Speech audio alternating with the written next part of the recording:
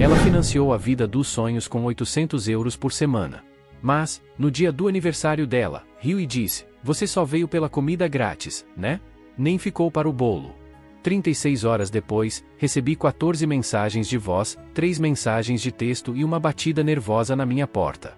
Eu não esperava um "obrigado", nem flores, mas definitivamente não esperava aquilo. "Você só veio pela comida grátis, né?" Clara falou isso alto o suficiente para que todos na varanda ouvissem. Sua taça de champanhe brilhava refletindo a luz, como se ela estivesse sendo premiada como a pessoa mais mesquinha do ano. As risadas explodiram ao redor, não eram educadas, mas cruéis, daquelas que te arrepiam. Eu fiquei ali, parado, segurando o presente de 200 euros que havia embrulhado uma hora antes, me perguntando se alguém mais à mesa percebia que eu era quem tinha pago por tudo aquilo. Minha prima Clara, mimada e perfeccionista aspirante a influencer, me encarou diretamente nos olhos com aquele sorriso sarcástico que eu conhecia tão bem. E naquele momento, ela não estava apenas rindo de mim, estava me apagando. Esperei que alguém, qualquer pessoa, interviesse. Talvez o namorado dela, talvez nossa tia Marta. Mas ninguém fez nada. Ninguém faz nunca. Em vez disso, Clara continuou sorrindo, como se tudo fosse uma piada. Como se ela não tivesse passado os últimos 11 meses recebendo 800 euros semanais porque não conseguia lidar com suas finanças após largar o emprego para se tornar criadora de conteúdo sobre bem-estar. Paguei seu aluguel, suas contas, as compras quando esqueceu o cartão, as consultas veterinárias emergenciais para o cachorro que não podia sustentar, dias no spa, o tratamento facial que fez 2 dias antes dessa mesma festa. Financiei toda essa festa, o tema Gatsby, o arco de balões, o DJ na varanda, a instalação floral com o nome dela em letras douradas, até as cupcakes que ela não deixava ninguém tocar até gravar um bumerangue. E agora eu era a piada. Apenas o primo pânduro com calças baratas, um presente modesto e um envelope reciclado. Nada digno do Instagram, nem rico, nem relevante, apenas um caixa eletrônico ambulante em segundo plano. Fiquei paralisado, com uma cupcake na mão, enquanto sua risada ainda ecoava nos meus ouvidos. Então, coloquei-a de volta na mesa, devagar e com precisão, como se estivesse entregando a última parcela de uma transação da qual nunca concordei em participar. Não fiz escândalo, não joguei uma taça no chão, nem me despedi. Simplesmente saí. Ninguém tentou me deter, nem mesmo Clara, que certa vez me deixou 6 mensagens de voz seguidas, chorando porque uma conta de telefone de 193,47 euros a fez ter um ataque de ansiedade. Paguei aquela conta na mesma noite. Isso foi há um mês. Agora ela ria na minha cara, como se eu fosse um idiota patético que não percebia que tinha sido usado. Não fiquei para o bolo, nem atendi o telefone no dia seguinte, nem no outro. Mas, após 36 horas, chegaram 14 mensagens de voz, 3 mensagens de texto e, logo antes da meia-noite, uma batida suave e hesitante na minha porta, como se quem estivesse do outro lado não tivesse certeza se eu abriria. Tinham razão em ter medo, porque dessa vez eu não tinha mais nada para dar, e muito menos vontade de ouvir mais pedidos. Tudo começou com um único pagamento temporário. 11 meses depois, eu estava bancando completamente seu estilo de vida, como se lhe devesse algo. Ela nunca disse obrigado, mas sempre lembrava de enviar o pedido via Pix. Tudo começou com uma ligação. Hoje sei que é incômodo, mas preciso muito de ajuda com o aluguel esse mês, disse Clara, com a voz trêmula o suficiente para soar convincente. Só até que cheguem mais colaborações. Juro que te devolvo semana que vem. Isso foi há 47 semanas. Soiler, ela nunca me devolveu. Nem uma única vez. Nem sequer 5 euros para um café. Mas, naquele momento, eu disse sim. Porque fui ingênuo? Talvez. Porque somos família. Foi o que me disse, mas, na verdade, foi culpa. Culpa é perigosa, especialmente quando você cresceu ouvindo que é o sortudo que conseguiu vingar, que tem um trabalho de verdade, e que deveria ajudar mais. No início, foi apenas. No início, era apenas o aluguel. Depois vieram os mantimentos. Em seguida, um tratamento dentário de emergência. Logo depois, seu cachorro precisou de uma cirurgia. Mais tarde, ela perdeu o celular e não conseguia criar conteúdo, o que significava que perderia seguidores e teria que recomeçar do zero. Ela chorava. Eu pagava. Sem falhar, todas as semanas, 800 euros, às vezes mais. Eu não levava uma vida luxuosa. Dirigia um velho City Ibiza caindo aos pedaços. Comia macarrão 4 vezes por semana. Evitava sair com amigos para não ter que explicar por que não podia dividir a conta. Enquanto isso, Clara postava fotos na praia de retiros de fim de semana, máscaras faciais que custavam mais do que minha conta de luz e vídeos em estúdios de yoga com aulas de 30 euros cada. Eu pagava pelo silêncio dela, pela sua conveniência, pela imagem cuidadosamente construída. E o pior, agia como se fosse normal, como se eu simplesmente estivesse cumprindo minha parte. Você é sempre tão generoso, dizia quando eu enviava dinheiro. Nunca dizia, obrigada. Nunca dizia, eu vou te devolver. Apenas isso, como se me desse um elogio por ser seu cofrinho pessoal. Mas o verdadeiro ponto de ruptura aconteceu 6 semanas antes da festa. Ela me ligou chorando, desesperadamente. Disse que iam despejá-la porque o proprietário estava sendo injusto e exigia o aluguel novamente, como se ele fosse algum tipo de monstro. É só temporário, por favor, estou me afogando. Então, fiz uma transferência de 2.400 euros de uma vez. No dia seguinte, ela postou uma foto de um novo spa. A legenda dizia, quando você percebe que o universo provê.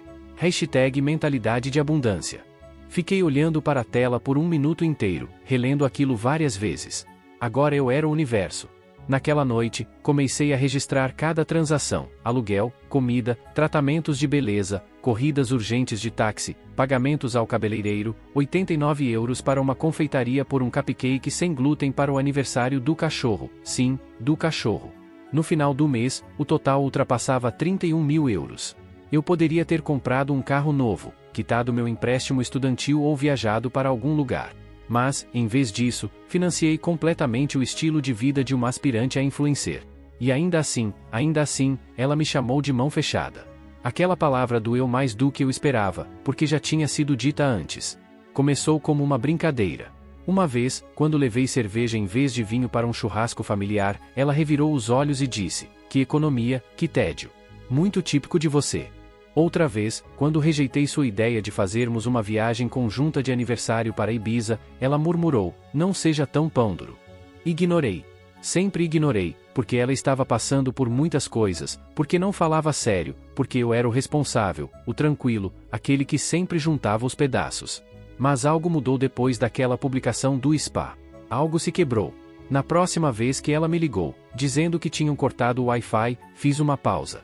Deixei o silêncio se prolongar mais do que o habitual. "Você está aí?" perguntou, com a voz já na defensiva. "Estou aqui", respondi devagar. Mas não disse mais nada. "Porque você sempre ajuda", disse ela, finalmente. "Você disse que sempre estaria aqui para mim." E lá estava eu. Não era gratidão, nem humildade. Era direito. Ela não via minha ajuda como um ato de bondade. Via como um dever, como se eu lhe devesse seu estilo de vida. E então entendi, aquilo já não era apoio. Era servidão. Aquela semana, não enviei os 800 euros. No dia seguinte, acordei com 3 chamadas perdidas.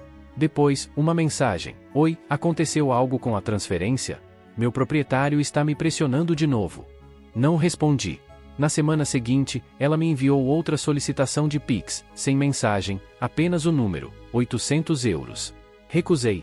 2 horas depois, ela postou uma história dizendo: "Curioso como algumas pessoas desaparecem justamente quando você mais precisa delas. Os verdadeiros ficam." Ri alto. E então chegou o convite para o aniversário. O evento na varanda com tema Gatsby, que eu não queria ir, mas me senti obrigado porque ela ligou e disse: "Preciso muito que isso dê certo. Quero que você venha." E eu fui. Com um presente, roupas limpas que eu mesmo passei, com cada resquício de dignidade que ainda me restava. E ela me humilhou na frente de todos, rindo de mim por estar ali, só pela comida grátis. E todos riram. Ninguém me defendeu. Ninguém perguntou: "Ei, esse não é o cara que praticamente pagou por tudo isso?" Agora ela ligava, mandava mensagens, implorava, porque o golpe de sorte havia acabado e ela não tinha mais ninguém para quem recorrer. Mas eu não respondia, porque aquilo já não era apenas sobre dinheiro. Era sobre quanto de mim mesmo eu tinha vendido em troca de aceitação e o quão completamente exaurido eu estava com aquele acordo. Quando ela apareceu na minha porta, chorando, pensei que talvez, só talvez, finalmente tivesse entendido. Mas não foi ela quem dobrou a esquina, fui eu quem queimou a ponte. As batidas na porta vieram logo antes da meia-noite. Ignorei a primeira. Depois veio a segunda, mais suave dessa vez, como se quem estivesse do outro lado tivesse perdido a coragem de continuar. Eu sabia que era ela. Esperei. "Por favor, só preciso conversar", disse Clara. A mesma voz que me ligou uma vez no meio da madrugada porque o motorista do aplicativo se perdeu e ela não queria pagar o adicional noturno. A mesma voz que me suplicou ajuda com o aluguel. A mesma voz que me chamou de mão fechada na frente de 30 pessoas enquanto segurava uma taça de champanhe que eu paguei. Abri a porta, e lá estava ela. O rímel escorrendo, uma blusa larga por cima do vestido de festa, os saltos na mão, como uma rainha derrotada. Os olhos vidrados, a maquiagem borrada, mas ainda assim era Clara, a garota que sabia como parecer suficientemente quebrada para ser perdoada. Eu não quis dizer aquilo, sussurrou. Não falei sério. Só me afastei. Entrou lentamente, como uma criança esperando ser repreendida. Estava bêbada. Foi uma brincadeira. Não pensei. Não termine assim. Ela piscou. Você foi embora e depois não atendeu minhas ligações. Pensei que estivesse com raiva. Mas vamos lá. Você sabe que não foi assim. Não falei desse jeito. Ela abriu a boca para continuar, mas eu já não esperava que encontrasse a mentira certa. Você me chamou de mão fechada? Perguntei. Na frente de gente que nem conheço, gente que comeu meu dinheiro com palitos dourados e riu enquanto fazia isso. Eu não pedi que pagasse tudo, soltou de repente, com a voz embargada. Você riu. De verdade, você riu. Levantei uma sobrancelha. Permita-me refrescar sua memória. Peguei meu celular, abri o histórico de transações e mostrei a ela. Página após página. 800 euros, 400 euros, 1.200 euros, até 36 euros para sushi porque o cartão dela estava dando problema. Você não pediu? Implorou, chorou, me manipulou com culpa, e quando parei de pagar, você me humilhou. Ela cruzou os braços, defensiva. Por que está fazendo tanto drama? Você ganha mais do que o suficiente. O que são alguns milhares para você? Aquilo foi a gota d'água. Sentia algo se rompendo dentro do peito. Tive que respirar fundo antes de responder. Sabe o que eu vou te dizer? Falei baixo. Eu ganho o suficiente. Sim. E durante 11 meses vivi como um fantasma para que você pudesse aparentar estar vivendo. Comi miojo para que você pudesse postar fotos de rolinhos de lagosta. Pulei terapia porque não podia pagar depois de cobrir seu aluguel. Me asfixiei para que você pudesse respirar no seu estúpido estúdio de yoga cheirando a eucalipto. Os olhos de Clara se encheram de lágrimas novamente. Eu não sabia, sussurrou. Não respondi. Você não se importava. Silêncio. E então veio sua jogada habitual. Sou sua família, disse baixinho. Você disse que sempre me ajudaria. Eu disse que te ajudaria, assenti. Mas nunca disse que desapareceria por você. Ela olhou para o chão. Então, o quê? Vai me cortar para sempre? Depois de tudo, repeti. O que você chama de tudo? A parte em que me sugou até me deixar seco e riu na minha cara? Ou a parte em que fingia que eu não existia até precisar pagar uma conta? Seu rosto endureceu. Você está exagerando. Perfeito, respondi, dando um passo em direção a ela. Talvez finalmente eu esteja à altura da sua energia. Isso a machucou. Ela recuou um passo. Agora você se acha melhor do que eu. Não, respondi friamente. Agora eu simplesmente vejo quem você realmente é. Ela abriu a boca, mas nenhuma palavra saiu. Então continuei. Você ficou em frente a uma multidão tentando me diminuir. Humilhou a única pessoa que esteve ao seu lado desde o início. E agora vem com lágrimas e culpa, esperando que eu me submeta novamente. Ela engoliu em seco. Só preciso de um pouco de ajuda. Só este mês. O aluguel está atrasado. Eu não disse uma palavra. Minha expressão era afiada, impassível. Ela me olhou atônita, como se ninguém jamais tivesse falado assim com ela. Fui até a porta e a abri. Você não é mais minha responsabilidade, Clara. Chega. O lábio dela tremeu. Mas eu não tenho mais ninguém. Você me tinha, respondi. E riu até me expulsar da sua vida. Ela ficou ali por um segundo, ferida e furiosa, talvez ambas.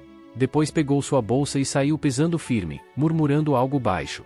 Fechei a porta atrás dela, trancando-a, desliguei meu celular. Pela primeira vez em muito tempo, respirei. De verdade. Sem mais transferências, sem mais solicitações, sem mais fingir que ser usado é o mesmo que ser amado. Pensei que cortar Clara me faria sentir culpa, mas o que senti foi liberdade. A única coisa mais surpreendente do que o silêncio dela foi a rapidez com que ela voltou rastejando. O silêncio foi estranho no início, sem notificações de Pix, sem mensagens de voz dramáticas às 2 da manhã, sem textos cheios de emojis chorando e apenas uma vez como desculpa. Pela primeira vez em quase um ano, meu celular estava em silêncio. E, sinceramente, achei que sentiria culpa. Pensei que passaria noites em claro me perguntando se ela estava bem, se pagou o aluguel, se seu cachorro comeu, se postaria alguma história críptica que me faria duvidar de tudo. Mas não senti culpa. Senti alívio. Um alívio agudo, elétrico, avassalador, como se alguém tivesse tirado de mim um peso que eu nem sabia que carregava. Limpei meu apartamento, paguei minhas próprias contas e ainda sobrou dinheiro. Fiz compras só para mim e não precisei descontar os 800 euros semanais de Clara. Até reservei uma sessão de terapia que vinha adiando por 6 meses. E ainda assim, nenhuma notícia, nem dela, nem da mãe dela, nem de ninguém naquele círculo tóxico, sempre sorridente e eternamente exigente que ela havia construído ao redor como um fosso. Até o dia 8. Foi quando tudo começou novamente. No início, foi sutil. Uma frase republicada no Instagram: cortar laços não te faz forte, te faz cruel. Depois, uma história dela chorando, enquadrada para mostrar o rímel borrado e uma manta fofa. A legenda dizia: algumas pessoas só te querem quando você é útil. Revirei os olhos tão forte que pensei que fosse perder a visão. E então chegou a mensagem: Clara, não vou implorar. Mas estou sofrendo, e achei que estávamos melhores do que isso. Não respondi. No dia seguinte, outra: Clara, me deixe explicar, por favor. Preciso que isso faça sentido. Posso ir aí só para conversar. Também não respondi. E, é claro, veio a escalada. Naquele sábado, cruzei com sua mãe, minha tia Marta, na fila do supermercado. Ah, você ainda está vivo, disse ela com um sorriso frio, alto o suficiente para que as pessoas ouvissem. Clara disse que você tem estado distante. Não respondi, apenas assenti educadamente, paguei minhas compras e fui embora.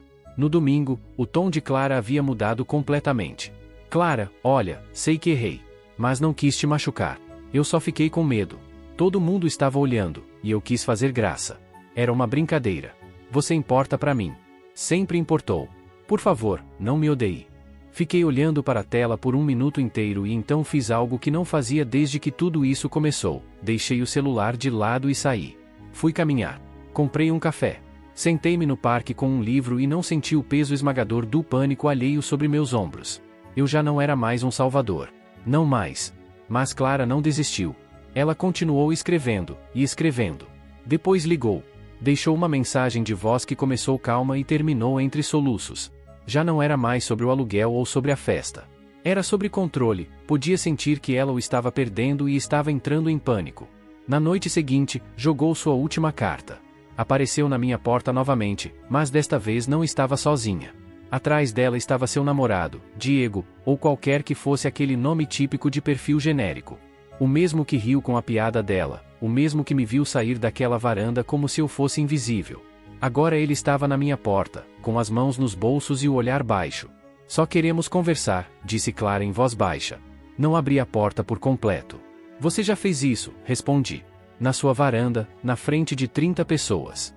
Não falava sério, insistiu ela. Você disse cada palavra, respondi. E eu também. Acabou. Diego finalmente levantou o olhar. Olha, cara, ela está muito mal. Não dormiu. Não está bem. Inclinei a cabeça. Ela também chorou quando me chamou de mão fechada na sua frente. Silêncio. Vocês têm um ao outro, continuei. Resolvam isso. Oh, não. Mas eu não vou continuar sendo o vilão de uma história onde fui o único que deu tudo sem receber nada, enquanto outra pessoa vivia à custa disso. Então fechei a porta. Não a bati, não gritei. Simplesmente fechei a porta. Porque assim são os limites. Assim sou a libertação. Esses são os limites. Naquela mesma noite, peguei o presente que levei para a festa dela, aquele que deixei sobre a mesa e que ela nem sequer abriu, e o joguei no lixo. Foi como lançar o comprovante de uma fraude na qual nunca aceitei participar. E sabe de uma coisa? Não senti culpa. Senti limpeza. Liberdade. Atualização final. Publiquei a história na internet.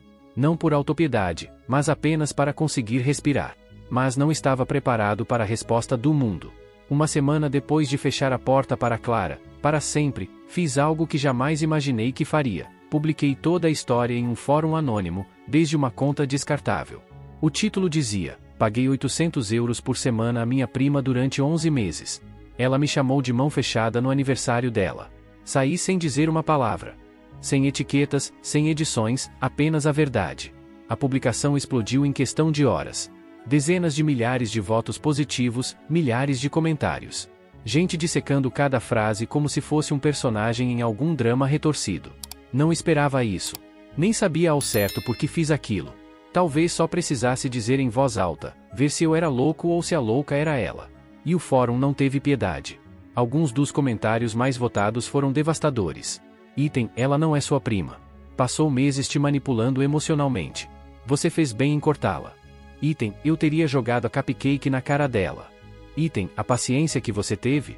Nível Deus. 800 euros por semana. Eu cortaria meu próprio irmão pela metade dessa humilhação. Mas então vieram as perguntas. As reais. Aquelas que me fizeram parar de rolar a tela e começar a pensar. Item, por que ajudou por tanto tempo? O que ganhava com isso? Item, você estava apaixonado por ela ou algo assim? Isso parece mais do que generosidade entre primos. Item, pergunta séria, tem certeza de que não estava tentando comprar o carinho dela? Item, e a pior de todas, o que te fez acreditar que merecia ser tratado assim desde o início? Essa última me tocou de maneira diferente, porque eles tinham razão. Eu não estava sendo apenas generoso. Estava tentando obter algo que nunca tive na infância, pertencimento. Clara sempre foi a estrela, a garota de ouro. Mesmo quando éramos pequenos, eu era o primo entediante, o lógico, o quieto que sempre tinha lápis sobrando. Ajudar Clara me fazia sentir necessário. E quando cresce invisível, ser necessário pode ser confundido com ser amado. Mas não era amor. Era dependência. Exploração envolta em purpurina. E uma vez que vi isso, já não pude mais parar de enxergar. Então publiquei uma segunda atualização. Atualização, li seus comentários, bons, ruins e completamente insanos. E aqui vai a verdade, ajudei porque queria acreditar que alguém poderia precisar tanto de mim e ainda assim me querer. Mas o amor não exige silêncio. O amor não te humilha em público. O amor não vê sua generosidade como uma dívida a ser cobrada. Então, não, eu não estava apaixonado por ela. Só queria importar. E agora importo para mim. Pela primeira vez. Esse comentário recebeu 40 mil votos positivos em um único dia. As pessoas começaram a citá-lo, a me escrever, a compartilhar suas próprias histórias. Isso me fez chorar na sala de descanso. Acabei de cancelar uma transferência automática pelo Pix para minha irmã. Obrigado, cara. Você me ajudou a sair da casa da minha mãe. Claro, nem todos foram amáveis. Item, você ainda está ressentido. Item, isso grita energia de protagonista de alguém que nunca ouviu um não, ponto. Talvez. Mas se ser o protagonista da minha própria vida me faz parecer amargurado, que assim seja. Fui um coadjuvante nos dramas dos outros por tempo demais.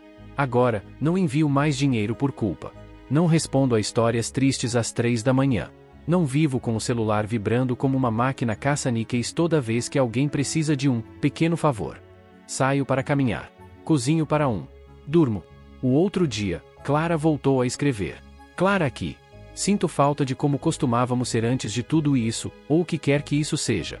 Não respondi, porque isso, seja lá o que for, é a primeira vez na minha vida que tenho paz. Será que a perdoei? Não sei. Em alguns dias, acho que sim. Em outros, lembro da expressão dela quando me chamou de mão fechada, depois de eu tê-la sustentado como um andaime por quase um ano. E percebo, não foi só meu dinheiro que ela tirou. Ela tentou roubar minha dignidade. E essa é a última coisa que vou emprestar a alguém. Então aqui estou, escrevendo isso, vendo estranhos lerem minha vida como se fosse uma novela. Alguns aplaudem, alguns ficam desconfortáveis, alguns não acreditam em mim, e alguns se veem refletidos. Talvez seja por isso que publiquei isso em primeiro lugar.